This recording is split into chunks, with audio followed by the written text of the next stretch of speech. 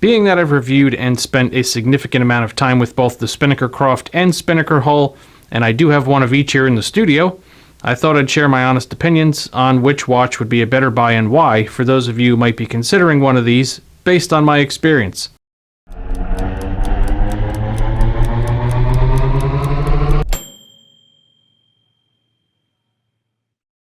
To see my full breakdown on these two watches, I will have the links to the reviews that I did on both of these down in the video description so you can check those out.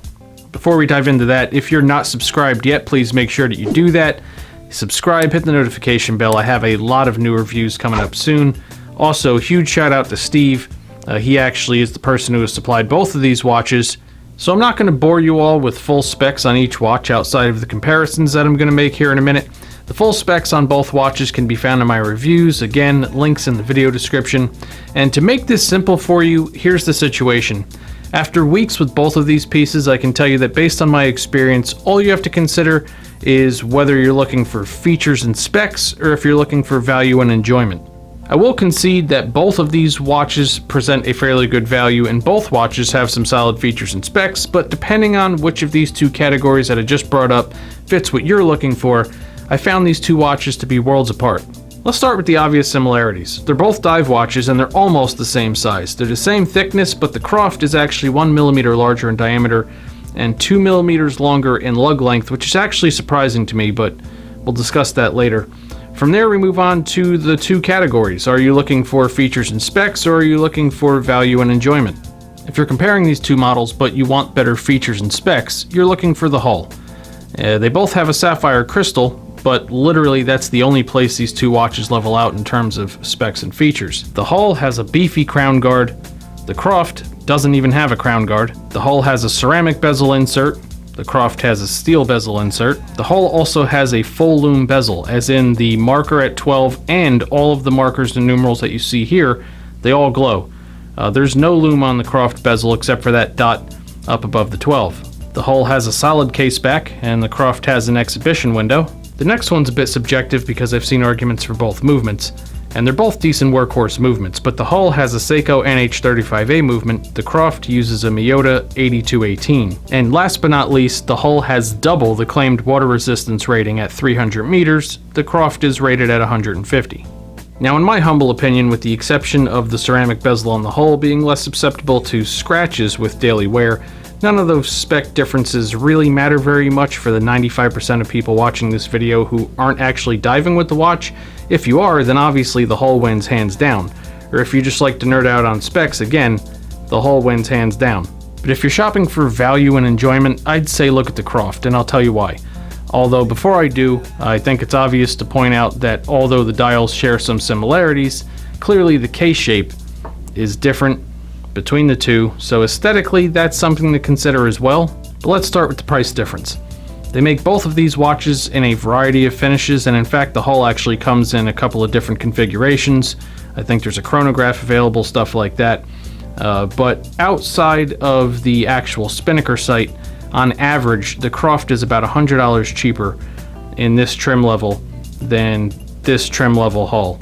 So if you're shopping for specs and features, $100 or so more for all of the extras that I just pointed out that you get with the hull is actually a solid deal. But in my weeks with both watches, I found myself putting on the Croft almost daily.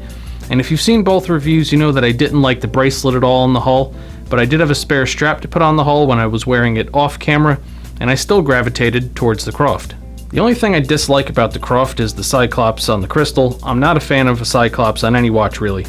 Otherwise, the first thing to note here is perceived size. You heard me say earlier in the video that the Croft is actually 1 millimeter larger in diameter and 2 millimeters longer in lug length, yet to me, it felt more streamlined on the wrist.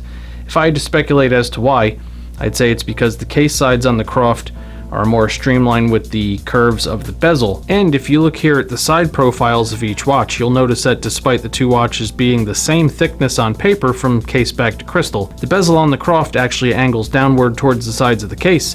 So at the outer edge of the bezel on the hull, the width is the claimed 14 millimeter stick, while the outer edge of the bezel on the Croft, you're at about 12 millimeters, because not only is the bezel angled slightly, but you can see here that the crystal on the Croft actually sits higher than the bezel.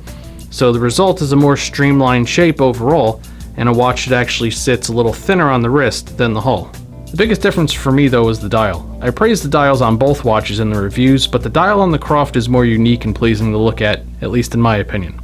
The progressive finishing and slight radial brushing on the hull is nice, but the subtle texture to the base of the Croft dial, along with the simple yet unique tri-split and dual split main hands, just has a cooler aesthetic feel to me. And I like the fact that the Croft uses this sub-dial for the seconds as opposed to the super standard second hand stemming from the center of the watch on the hull, which is better for timing purposes, but as I stated earlier, the majority of people watching this video probably won't be actually using either of these as a true tool watch. For me, the Croft just has a unique edge, a pleasing appearance, and a more streamlined feel on the wrist that had me gravitating towards the Croft repeatedly over the hull, so at $100 cheaper on average, for me, the Croft would be the clear choice between the two. Again, if you're considering the general aesthetic and overall feel on the wrist over specs and features. Well, hopefully some of you found this little comparison between two of Spinnaker's most popular models somewhat helpful for making a decision between the two pieces. Regardless of which one you choose, you're getting a nice watch. Please be sure to leave comments below and let me know which watch you would pick and why.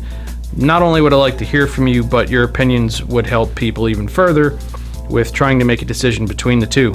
If you found this video useful, please hit the like button. Make sure you're subscribed. I have a ton of new watch videos coming soon, so stay tuned.